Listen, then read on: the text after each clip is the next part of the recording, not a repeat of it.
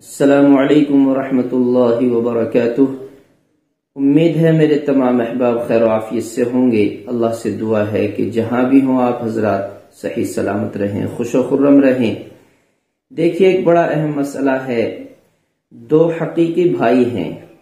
مثال لے لیجئے کہ ایک الہی بخش ہے اور ایک شبراتی ہے۔ دونوں حقیقی بھائی ہیں اور دونوں حقیقی بھائی میں ایک بھائی کی الہی بخش کی پوتی ہے اور شبراتی کا لڑکا ہے۔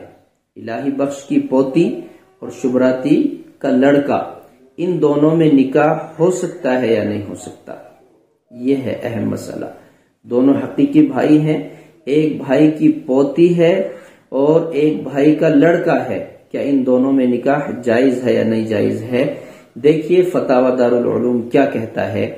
اس میں جواب لکھا ہے کہ یہ نکاح جائز ہے، ان دونوں کا نکاح جائز ہے اور بلا کراہت کے، بغیر کسی مسئلے کے یہ نکاح ہو جائے گا۔